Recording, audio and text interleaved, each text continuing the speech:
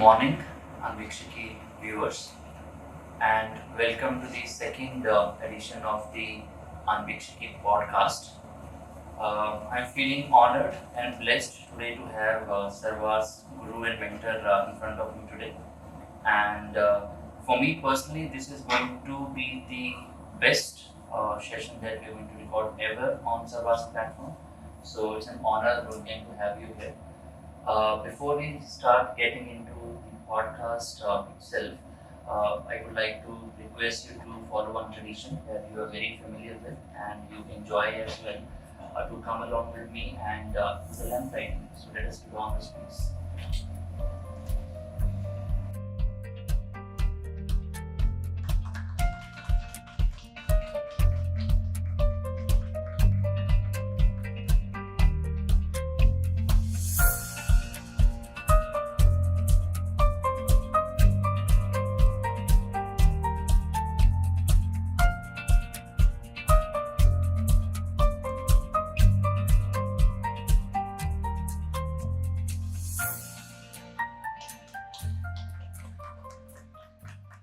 Thank you again for lighting the lamps.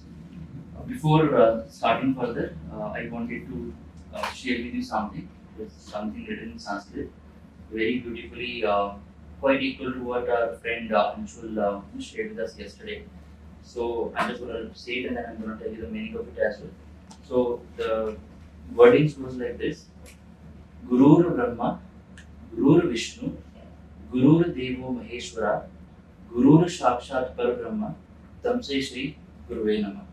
So, Wolfgang, in our literature, we have three gods that we worship primarily. One is the creator of the entire universe. Second is the one who nourishes the entire universe as well. And third is seen as the destroyer. And in our literature, it is being mentioned so widely and so many times that the Guru is above and beyond all of these three powers of the universe as well. And we worship the Guru for being with us. So I'm worshiping to you today, Wolfgang. So I see you as a mentor. So this is how we see Guru in our emotions and feelings. So that is what I wanted to start with. So let me share with you a dilemma as well, Wolfgang. Yesterday when we were at the dinner table, we were discussing, and you were suggesting me to go back home and take some rest. And I told you that the poetry that I'm supposed to share with you or share with our audience of Ānvikshiki, this time is going to be in English, and this is the second time again when I was going to give an attempt to write something in English. So the first time was when we attended SLK's family day, and one of the gentlemen there, Mr. Dan, was there, who happens to be the investor of SLK when we were just starting the journey. And I wrote something, and it was physically written by hand, and I handed over. So Vaibhav and I both handed over that, the paper to him. We are yet to get his reaction, that how he liked. But this was my second test yesterday to write it. So I went home working yesterday, and then I went to sleep. I have not seen my son's face properly from last Friday. I'm gonna do that today evening. But then I woke up today morning at 3, and then I started thinking about writing. I'll tell you literally what happened. So I wrote one line. Let me share that line first. Can we imagine a person putting efforts to think of something super high? So for me, when I have to think about you, I have to think very, very high. So the levels of the brains, I think where the maximum it can go to reach that level. And then after writing this line, I was waiting for 1.5 hours for my thoughts to come out. Till 4:30, there was nothing. And you can see, I can show the camera as well. There's a line which I added here, and I written here paused, because for almost like 1.5 hours, no thoughts coming, and I even thought of dropping this idea, writing something in Hindi and explaining it to you rather than putting further effort. But then I started putting the inquiry towards myself that this entire Ānvikshiki podcast is science of inquiry. Why can't I just follow the same model, same approach, and let me find some questions or do some inquiry? So I went outside, I went to my balcony of my home, and then I started looking towards the sky for some time. And slowly and steadily the questions started building up. So the next lines which are written here, are going to be those questions now, which I asked from the sky by portraying myself as an organization, and then the response came from the sky, and the response is like the response came from Wolfgang as well. So I'm just gonna recite this poetry. I'm not sure if the flow is gonna be okay or not, but be with me with the feelings that are part of it. So allow me to do that. Can we imagine a person putting efforts to think of something super high? Countless emotions started floating around when he looked at the sky. And now the question that I asked from the sky, is it even possible for me to see beyond the limits of my eye? So if I'm an organization and I'm venturing into something as a startup, there are a lot of barriers, blockers, or sometimes the site is not completely visible. That is the first question that came out of me as an organization towards the sky. Is it even possible for me to see beyond the limits of my eyes? I kept on wondering who brings the singularity to the universal rise. Because when you look at the world of startups, the economy, Wolfgang, there are so many powers, so many forces which are surrounding you, and you as a tiny little organization are trying to venture into that, and you're just trying to understand how this entire symphony of the forces work together. That's the second question which I asked.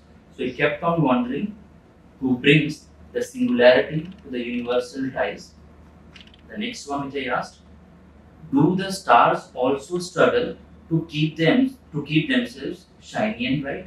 Because we see always them, they are shining. But then the question was with me because I was able to see some stars. The sky was clear. Luckily, there was some rain before yesterday, so I could see some stars. So, do the stars also struggle to keep themselves shiny and bright?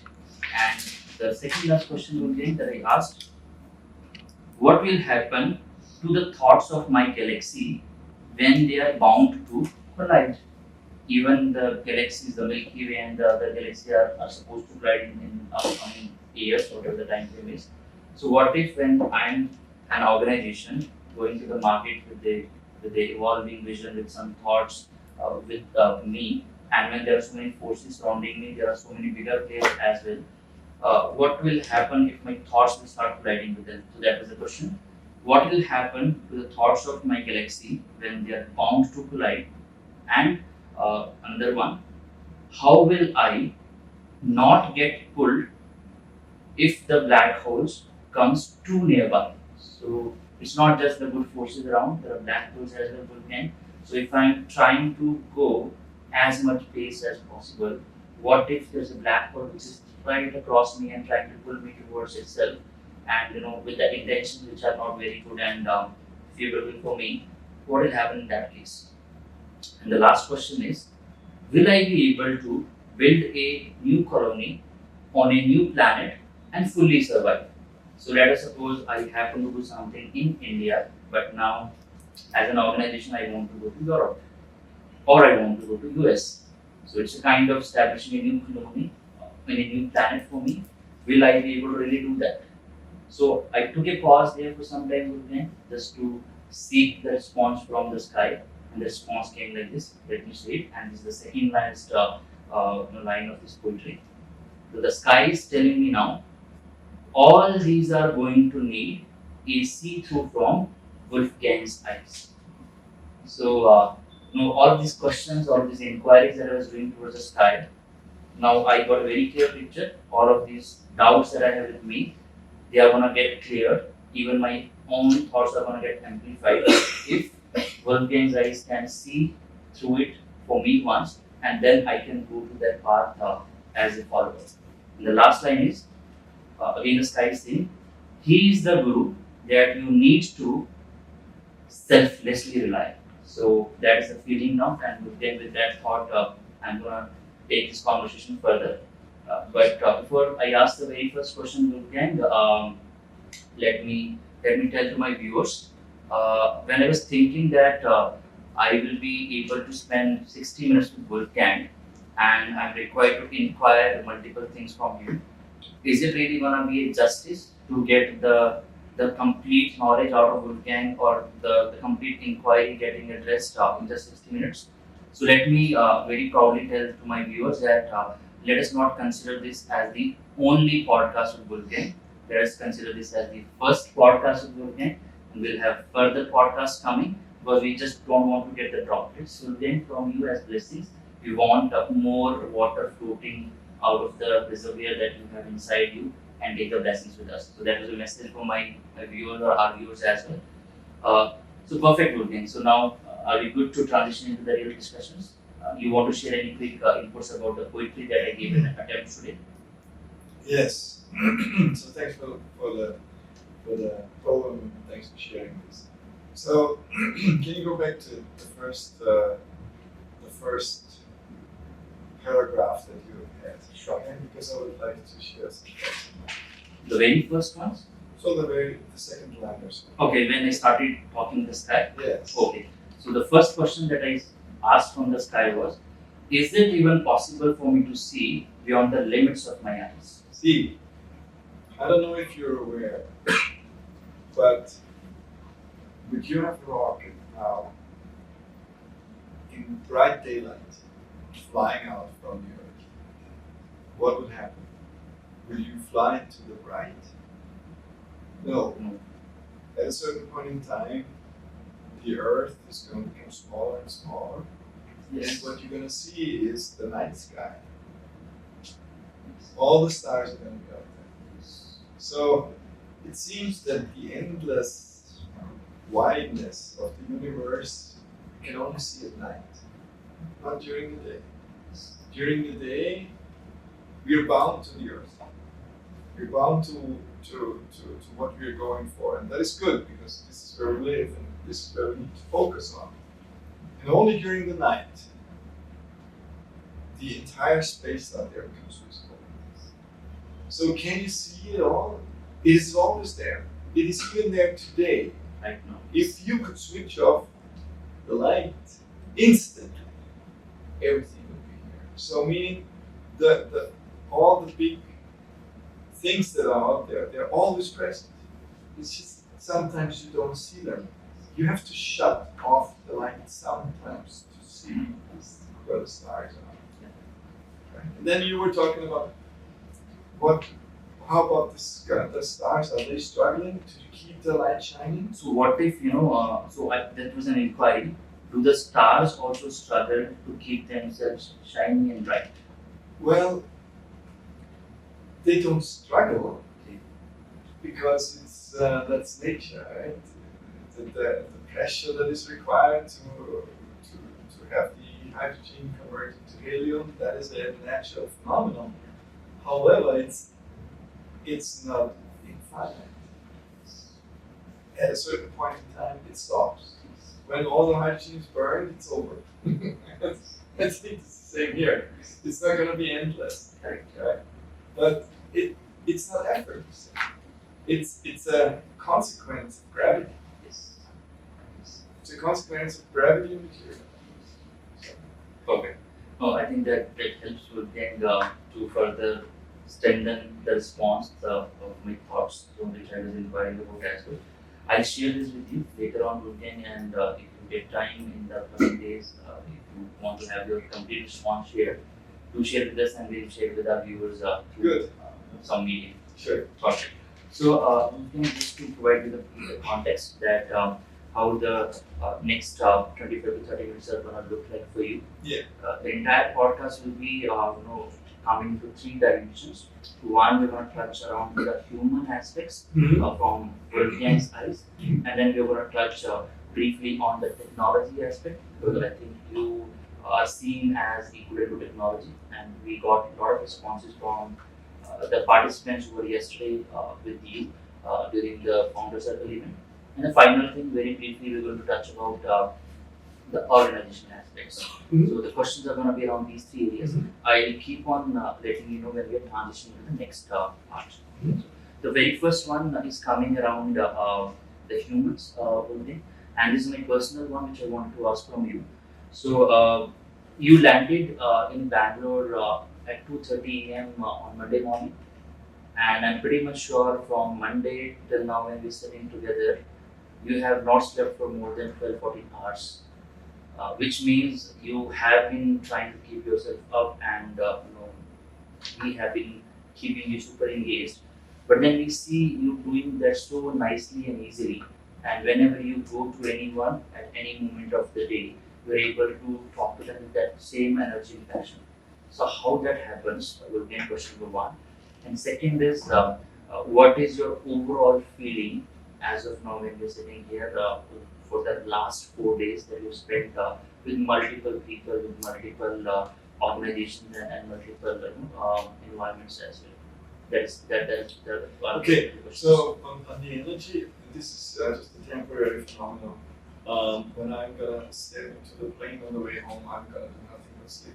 Okay. So I'm Fair. just powering through. Yes. But you make it easy for me because you take very good care, and I really appreciate that. Mhm. So that's that. Now, when it comes to the experience is certainly unique.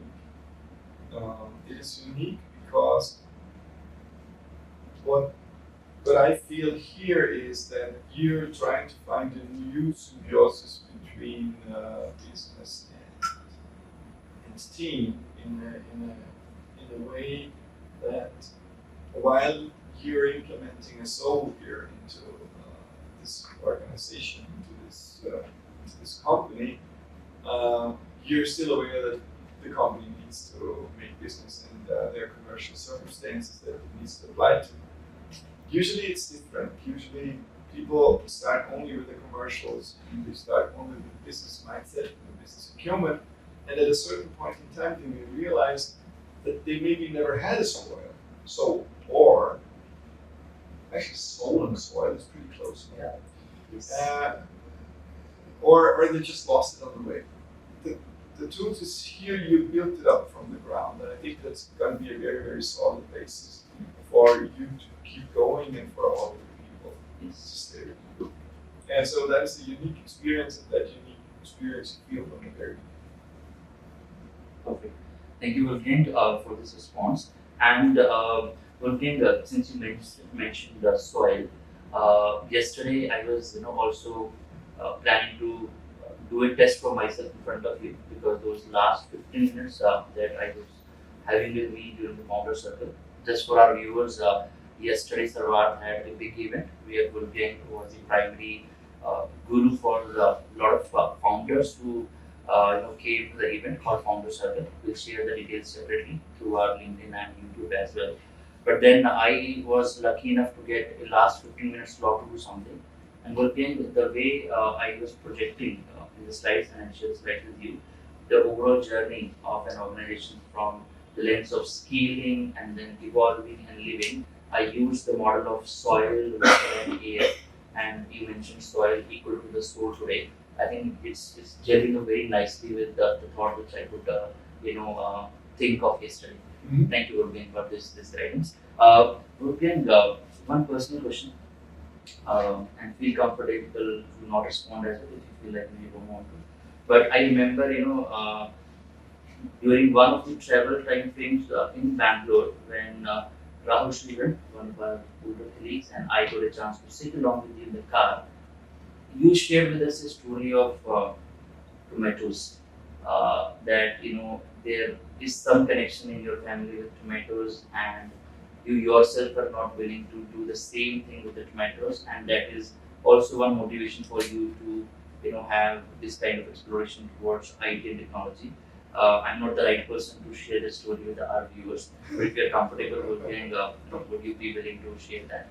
No, because I don't remember it. Okay, fine. I'm sorry. Yeah, no worries. Let me help you. Wolfgang, so what you shared with us is that you have grown up in a village area. Yes. And your ancestors or family members had the primary business as growing potatoes, but you thought for yourself that you are never going to do that. Potatoes. I Yes. understood tomatoes. Okay, I thought. Yeah, Sorry. that's true. I come Yeah. from the background of not my parents, but my grandparents is agriculture.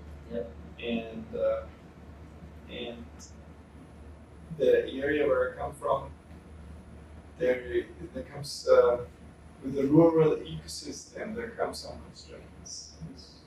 While there is a lot of cohesion in the villages, a lot of togetherness in the villages, there is also a lot of constraints.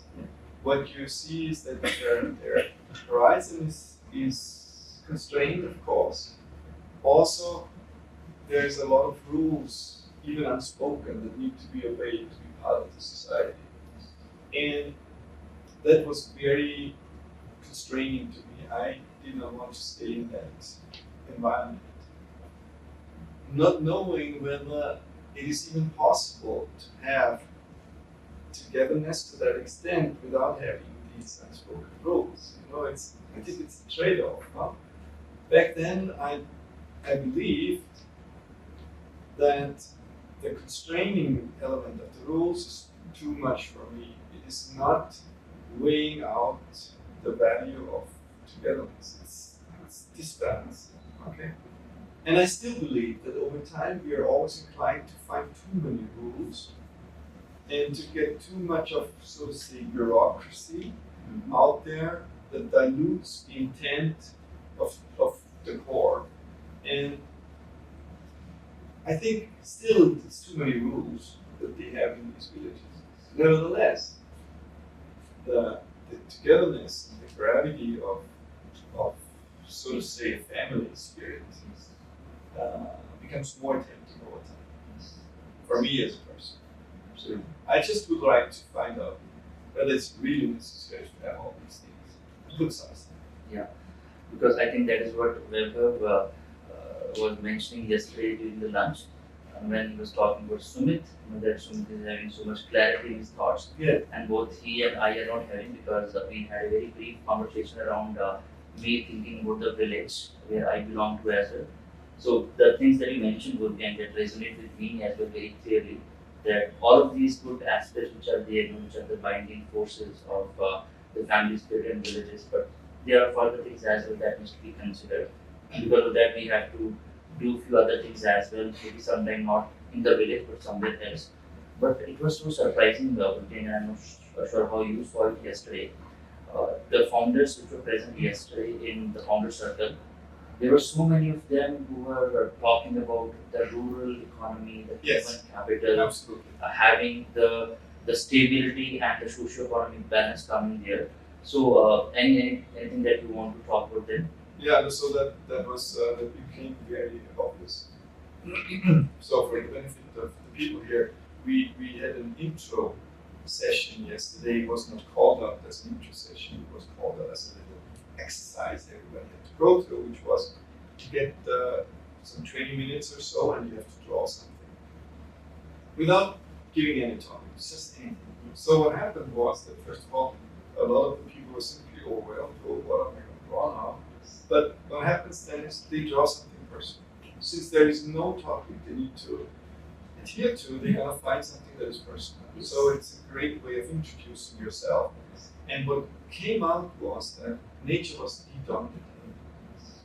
So such a hunger of nature became evident. A hunger for nature. And that is really remarkable. It's pretty different from what you would find in Europe. The hunger for nature in Europe is less because we are blessed to have way more nature around in these megacities, like you do.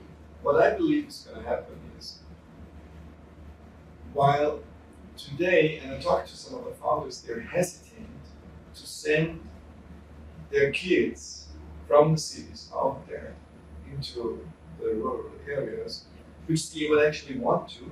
They're hesitant because they think they're not going to get the education, they're not going to get the infrastructure they need, they're just going to be left behind if they do. But I think that's going to change because the infrastructure is going to catch up, and as a matter of fact, today it's very simple to provide the necessary infrastructure because it's basically just electricity and a cable. That's it, right? The rest you can easily build to be able to do a job without digital economy.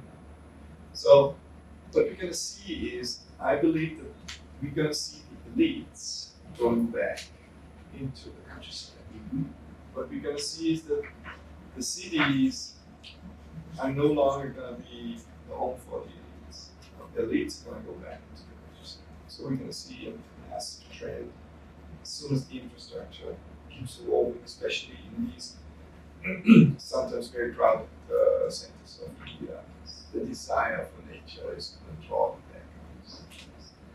And this dimension of elite Wolfgang is already reflecting now in some of the things that we're seeing around. And I believe, Wolfgang, you are pointing towards another core area and core area of thought process for us, that why these elite are going to be able to do that, because they feel that they can have that ecosystem around them very nicely and easily available because of the power, the money that they have with them, and then they can survive. For the common masses, if people like us and with your strength involved, we can have that kind of ecosystem available for everyone. I think the masses will be really happy to stay there and continue the world innovation starting from there. So, Wolfgang, another question for you, still under the humans dimension. So, in the office yesterday, you were very carefully observing all of us when we were doing that activity of humans of Sarvārth. So just for our viewers, Wolfgang came to Sarvārth office for the very first time yesterday, and while planning for Wolfgang's visit to our office, we were juggling between that whether we should go for our skill visibility to Wolfgang, because he is our investor as well, and we need to keep him happy, or shall we go for another dimension, which is our people dimension, and we try to project what we love to do, what we are passionate about, and let Wolfgang himself connect the dots back to the potential skill set areas that we can drive along with that passion and love. So that is what the entire intention was, Wolfgang. So a quick reaction of yours on that entire activity that you witnessed yesterday for our viewers, because this kind of modeling of your human aspect with the organizational views is not still acceptable by the masses from industry point of view. But I think your guidance can really help people to think it differently, and that is the intention of this question as well. So it was great to get everybody to know here and to get to know them from a personal perspective, because a visit like this is very limited and in time, and it's great to find ways to establish some kind of a relationship. And that relationship is way more sustainable and way more intensely introduced if you have a personal connection to the people. So I think that was the right thing to do. That's one. However, what I tried to convey about sales yesterday, when you want to sell something, you must not let the responsibility of finding out your product's capabilities with your customer. You have to project what your product can do onto the needs of the customer. Okay, so what I mean by this is, you mentioned one sentence. You said you want me to see what the talent of the people can bring to the business. No, that's not my job. That's not my job. Right? You, in a way, are selling these people to me too. Yeah. It is your responsibility to tell me what these people are going to do from a business perspective. Right? So I think that's a fundamental thing. Yes. That's a fundamental thing. How you understand interaction with customers is your responsibility to drive their value. And I agree with that. Specifically, for our own internal colleagues as well, our Sarvārth family members, we are going to share the entire BAV company's experience with them in a very detailed manner, because it's not possible to really abstract that for me, in some sentences and share. But we were observing you on that day when you landed at Shirdi Airport, and till the time we left from the BAV company. For our viewers, if you can share some snippets of the recall that you have from that entire experience, because we see the BAV company collaboration with us very, very strategically, and you have also shown some direction towards that. But on a personal level, Wolfgang, and whatever you feel like to share as an experience from that visit to the BAV company. Yeah, so the visit was certainly extraordinary. You land on a very small airport, and then you have to drive for another 30 minutes or so, and then you get into this campus area in the middle of nowhere with the intent to really scale up young people to provide the education they need to be on high standards.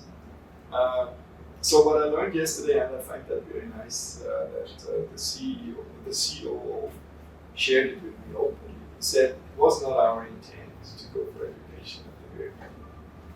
Their intent, they were living in these villages. Their intent was just to bring work to the villages, to use the human capital of the villages to do stuff. But they had to accept that the quality of the education of their young kids was so bad that either they would have to give up on that idea or they would do something about it. Meaning, educate the guys, ramp them up, bring them up to speed, and make sure that they can comply with let me call it Western standards. Okay? And so they established a campus. That is meant to take people who already have a degree, but it turns out that this degree is not sufficient because for whatever reason the content that these people have been trained on is outdated or it has never been enforced enough. So now they really go through the real education. And this education is given in a completely different way. It's given in a way where it's very, very strongly connected to work. So the best way to learn is to do stuff. And that kind of training on the job is embraced by the BAP company. And it's embraced in a way that everybody benefits. It's students, they benefit. It is the BAP company that benefits. And ultimately, customers are also going to benefit because they're going to get the quality that they're looking for.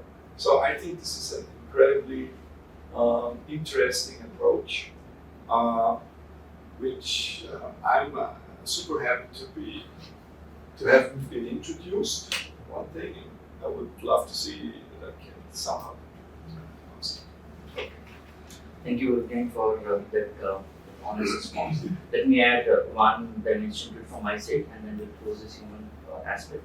So the way you projected yourself in the BAP company on that day, Wolfgang, is able to shake the existing mindset of some of our colleagues as well, the belief system that they have. So let me share with you, yesterday over dinner, our friend Amber was there with us, Adanu was there, Kelkar was there, in fact Patil was there as well. And when you were talking about your experience with BAP company and the way you could embrace it fully, it has shaken the belief system of Amber. Because for him, seeing a European coming to an Indian village and doing all of these things so nicely and easily is not fitting into his thought process, because for him it's difficult to believe that an European would be interested to do it. So I think multi-dimensional benefits are coming out of it. So thanks for that openness, Wolfgang, from your side. Perfect. So that marks, Wolfgang, the completion of our very first phase of humans. We'll keep a check on time. If it's required, we might skip some of the questions. But now we are moving towards the industry, the technology part of it, which I think is your favorite area as well. So Wolfgang, even though you have talked about it on multiple occasions, but looking at the impact that is going to be there because of this innovation or industry aspect right now in a long-term perspective, I also have to take this question with you, the question around AI. But the thought and the intent behind asking this question, Wolfgang, is not just to understand what AI is capable of doing and what kind of change it's going to be bringing for us, but there is a human sentiment as well, Wolfgang, that is associated. Whenever there is a huge wave coming the way of the people who are having these jobs as their source of living, and now AI coming all together, and ensuring that some of the things would be required to be upskilled, people will be required to be uplifting their thought process as well. So when you talk about AI from a technology point of view, you talk about the diminishing value or the average or value of IP, and then you talk about the importance that is getting more and more significant of the team of the company as well as the distribution channel. But what about those individuals who are the end consumers of this change, and they might be afraid right now, okay, or they might be feeling some kind of emotion that are they relevant now in the market? And if not, if they really want to make themselves relevant, what is the direction for them? They might not be getting the right answers to them because the technology is coming with such a pace.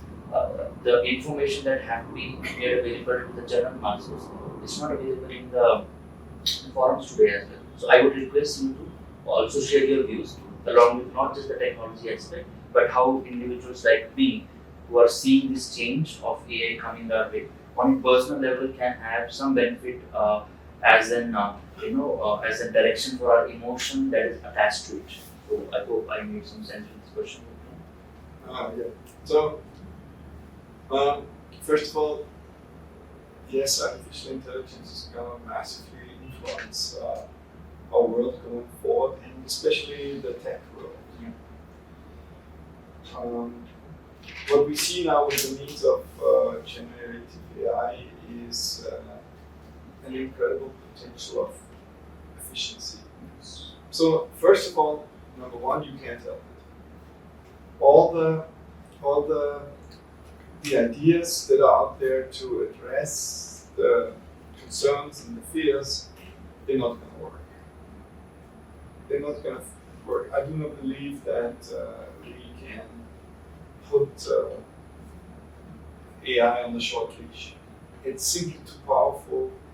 That's not going to fly. And it's different from other very, very powerful and dangerous things, like, for instance, nuclear weapons. Yeah. So I've seen this great podcast from Yuval Harari on the future of humanity with AI, where he says, we want to constrain AI. And he says, we want to come up with something like we came up with nuclear power after the Second World War. And he said something similar, so that we can tame the beast. We can put it on the short leash.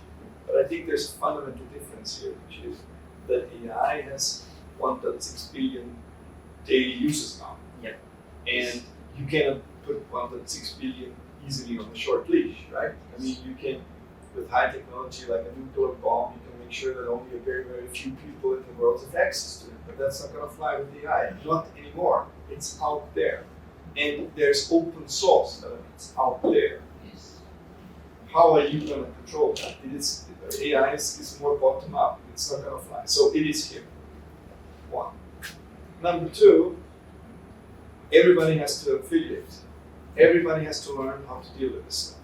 It's a must. It's inevitable. If you don't know how to interact with these systems, if you don't understand how to use them, not how they work, because nobody does that, but if you don't know how to interact, you will be left behind. But the truth of the matter is, this feeling of being left behind is not new. It becomes just more visible. People have always been left behind. I don't think that in societies we do see now that the pressure of being left behind is increasing. I don't know. I don't think so. That has always been there in each kind of societies. What is different here is that the means to become part of a more prosperous level of society are not so much bound to wealth and not so much bound to prosperity anymore, but they're bound to your intellectual capabilities, which is on one side also encouraging. Yes. Because in principle, everybody can do it. Correct. So, And if you then have an education program going on, like the Bach company, the world is wide open. yes. But it's certainly going to change how we live. Let me give you an example. In 2013, there was a great video coming out on YouTube that had the title "Humans Do Not Need to Apply." And this great video talked about automation and the consequences. And it said, so many jobs are going to be lost. So many So many tasks are going to become obsolete because of the power of automation. And it was really asking the question, where is humanity going to go with this? And the truth of the matter is, people still have jobs. Now, let's look a little bit behind the curtain. To some extent, the prognosis that they've come up with is true because you see way more unemployment in hidden form now in jobs. So meaning, if somebody would work for 40 hours in the past, today they're still engaged for 40 hours and paid for 40 hours, but they only work 30, 20. Yeah. Because the truth is, what do they do now? They still spend 40 hours in the office. 15 hours a day they spend with social media. And the bosses don't even know. Huh? Yes. Or they know and they can't do anything about it. So meaning, it has changed. Yes. It has changed. And the automation has kicked in, but it has not yet disrupted the society structure. Yeah. Why? Because society doesn't have an answer. So that is going to be required, and that's going to happen. That we need to find new answers to this. But I do believe we're going to find these answers. Simply because we're so smart. We're so smart. There's no reason to be dramatically worried about the future, about nothing. We're going to find a way. Thanks for that extended response, Wolfgang. I hope this response is absolutely going to enlighten a lot of people like us who are going to watch this podcast in the future. And this kind of guidance coming from you, Wolfgang, is really important. So let us see AI, as Wolfgang have mentioned, as an enabler, as an ability which is going to be available for masses without having any those boundaries in between as well. And this can be a very good motion in the overall race of mankind, where we will be able to democratize the entire intellectual value of the human. So that is how I think Wolfgang you have put it together. I'm just willing to transition to a subsequent question, very associated with it, Wolfgang. So AI is the number one, which is now required to be seen with that level of importance. But then what is the number 2 and 3, Wolfgang? So if I'm not meant to be the number one, there should be still something for me. Is there any number 2, 3 left now, or is there nothing? You mean in From terms of technology perspective? in terms of today, or in terms of what's lining up for the future? If you can add the perspective of both, it will be really helpful. So everybody needs to learn artificial intelligence today, or how to deal with that. Yes. That's a given if you're in the tech universe. What is number 2? Number 2 is like the everlasting challenge that you have, especially when you're an entrepreneur. What is the everlasting challenge? Scaling the business. Sales. Yes. Sales. You have to be able to sell what you're doing. You have to be able to establish a connection with the customers to an extent that the customers trust you can bring value to them. So that is what sales is. Huh? And that is not going to go away. So that is the core layer that is always here, always. And then there happen to pop up different technologies on top of that. But this is here. This is the core essence of business. So that's the number 2. It's always going to be there. And number 3 is make the business that people are working a place that is worthwhile being there. And I think you're very good at this. So that's the team aspect. That is the Yes. you want to enjoy the ride. And So that's the today's aspect. But when we now go into the future, that's a completely different task. So now everybody's talking about AI, but what's going to happen is that Gen AI is going to become commodity very, very soon. okay. And it is going to be embraced into the different capabilities, into the different aspects where you can make use of it very, very soon. Then we're going to see it's increasing in its productivity, like things are. This is not going to be an AI winter. Don't get me wrong, right? It's just actually becomes hard. We just do it. Like everybody now is using social media naturally. Just do it. the next big tech, the next big innovation I see coming is already on the horizon, but it's not yet clear. It's going to be biotech. Because, and what is it that today holds biotech back? It is just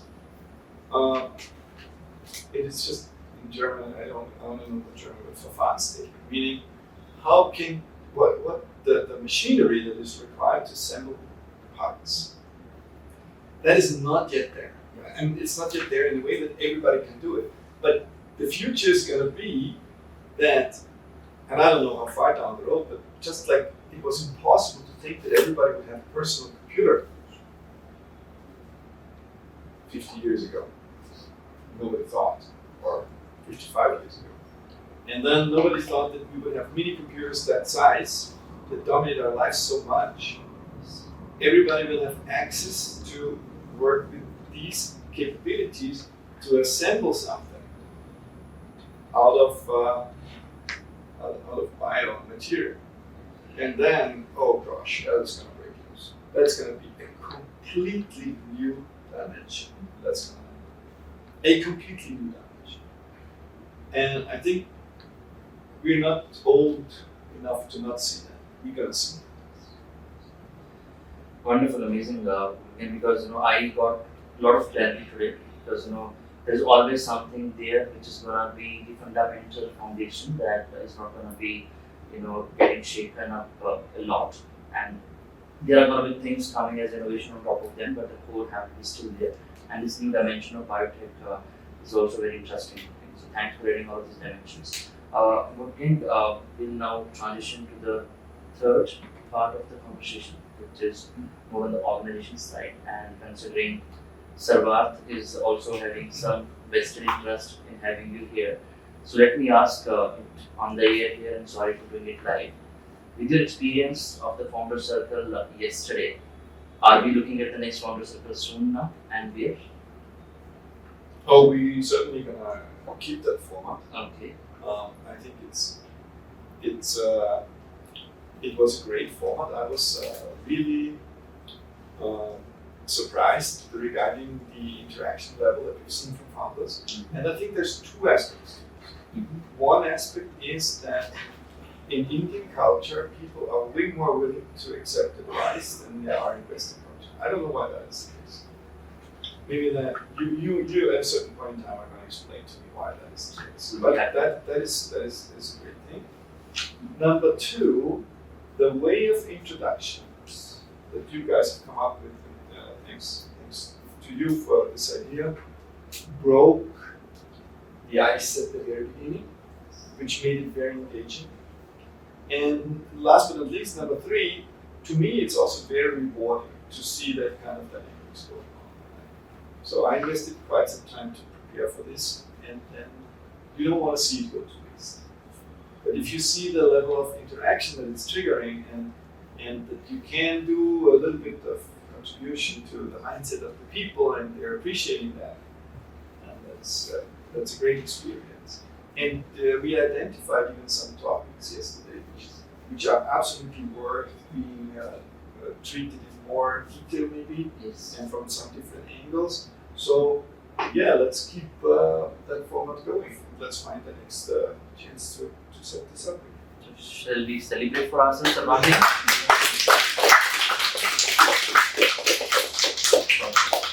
Thank you for doing that. Just a honest acceptance. I'm going to cut short on some of my questions, but not to worry. We'll have a further podcast coming with Wolfgang. But I still want to ask the last one, Wolfgang, from you. And I think that will be the closure of our today's activity. So when Wolfgang sees as an investor, I would request you to wear the investor hat for a minute now, and you see people and companies coming to you and trying to pitch their ideas, and we have already covered it in detail yesterday, but for the benefit of a wider audience, the distribution channel, what are the core things that you look into those people when they're right in front of you and presenting their ideas? If you can just share some insights into that, that will be the last question, and then we'll give it to our audience for their questions as well. So it's in a way it is nothing else but if they would apply for a job. In a way, So the same criteria you would apply to find out whether somebody deserves working for you or is willing to work for you, really, because this has changed also the mindset. The same criteria that apply for whether they would qualify for this. They require to have a certain level of intellectual capacity. I mean, let's not put that. That's the IQ dimension, intellectual quotient dimension. In addition to that, they need to have a certain level of empathy. They need to be able to interact. They need to be able to work together. That is the EQ dimension. But very critical for coming up with a new idea startup is the TQ dimension, the team quotient, the team qualification dimension, so to say. Because if they are not able to interact with others, they never going to make it. Right? So the team is instrumental, otherwise they're going to fail. You heard me not mention one thing now in this list, which is the idea. Yes. Funny, huh? Yes. So I don't believe that much into ideas. The ideas is everybody has a ton of ideas and everything is great, right? Hey, you need to test these ideas quickly. And the truth of the matter is, if you're a great team, the ideas are going to find you. It's like the soil. Now we're back to this. The soil where you plant the seeds. Yeah. The soil needs to be here. You cannot come up with the soil. The soil is, the ideas are going to come. Yeah? So put some good people together. They're going to find what they got to do. It's a team that is more relevant than the ideas. Absolutely. And for our viewers, I hope you're not getting confused with the term team Q, the team quotient, which Wolfgang just mentioned. Don't worry, there's a book coming your way. Pretty soon will be a book launched by Sarvārth. And all of these fundamental aspects in terms of what Wolfgang just referred right now, the IQ translating and needing the value of EQ and the team Q as well, will be available for everyone. So thanks in one way, Wolfgang, introducing our core concepts to the wider audience as well. With that, Wolfgang, I'll pause my conversation and we'll open it for our viewers here to ask questions. Feel free to. First one. Hello, am I audible? Yes. My question is about bottom up from how you manage your leaders best way, because you're always one layer behind and the leader is on top. This at all levels. There are always some seniors or some juniors. So some thoughts on how one should best utilize the leadership potential which they see. Thank you. Yeah, so I think that there's two dimensions to this. First of all, leadership, we have to accept that leadership, and we had a discussion about this the other day, is a 360-degree thing. You need to apply leadership not only to your employees, but you need to apply it on your peers as well as to your bosses. When you apply leadership to your boss, you need to understand how your leader, boss, but your leader thinks. What is the difference from level to level? The difference from level to level is that information needs to be more condensed, because otherwise it's impossible to deal with the wideness of the information. So you only have a certain spectrum and a certain bandwidth of capacity. When you want to have more topics to tackle, then you need to have more oversight. You need to condense them. And so leaders always think in a condensed way. And you want to appreciate that. So you cannot expect from them that they're going to tell you everything. No, because they can only give you condensed direction in one certain regard. So you want to be very thorough about what you ask them. Don't ask them how to do your job. No, if you need to ask them how to do your job, you're the wrong person. Ask them certain elements on a high level where you need clarity, where you need maybe a little bit of direction or also clarity on where the company wants to go. But don't ask them for how to do your job. If you need to ask them how to do your job, you should not be in that position. I hope that makes sense. Yes. Thanks for that question. We will ask the next one. Anshul, My question is actually we're discussing sales from last 3 to 4 days, right? So like, can we see Wolfgang coming out with some books or something like that on sales? How to do sales? Maybe like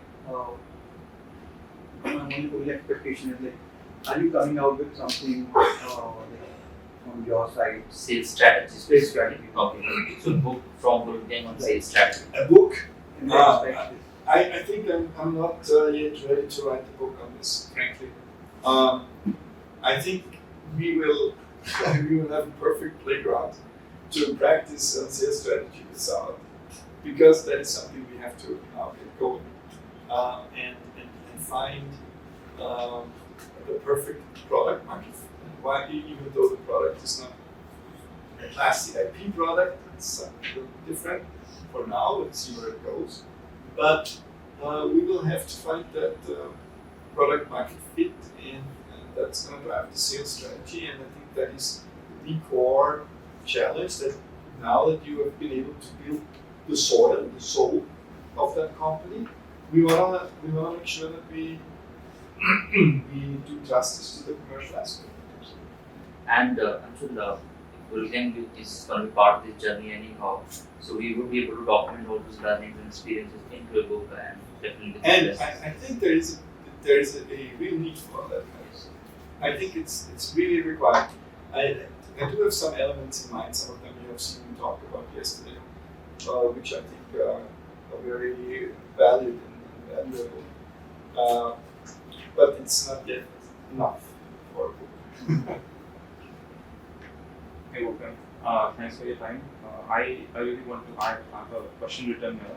Really, we have this conversation internally that and we have been talking about sales as well for a while now. We have this conversation internally that we are in the business. We are not here for social work, right?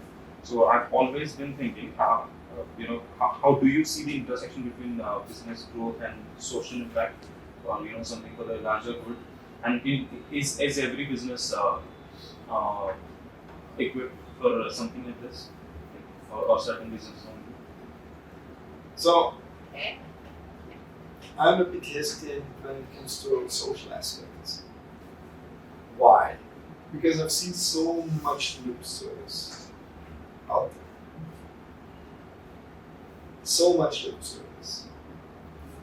And I've seen how often principles are used to trying to create a picture of a company that is not really holding firm.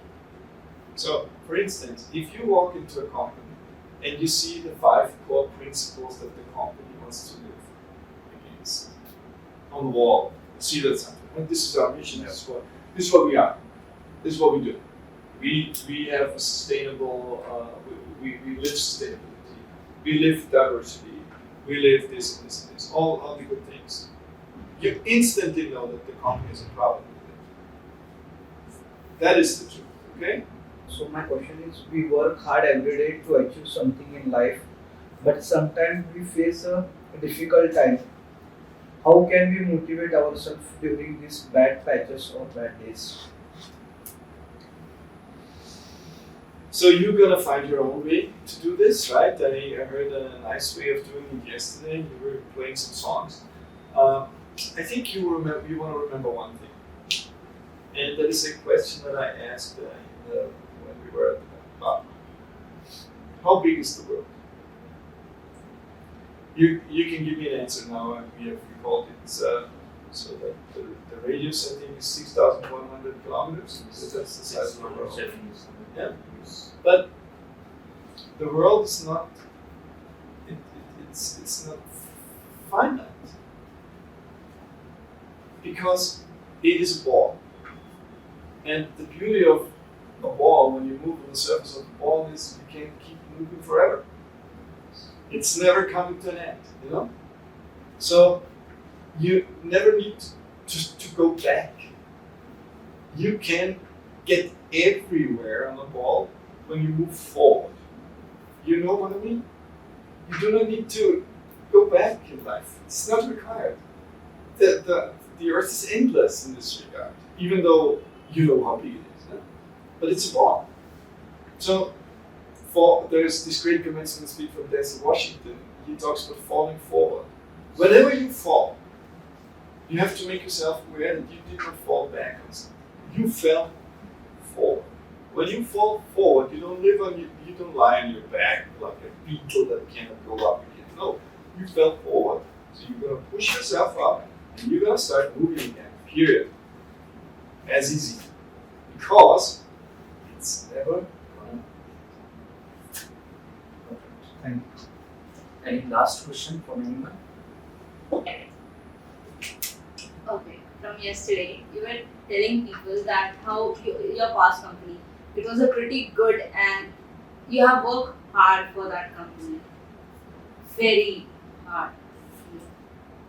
Yeah. So how did you manage to detach yourself from that situation, or how long did it take for you to detach or to start something fresh, something new? So it was it was a very easy process.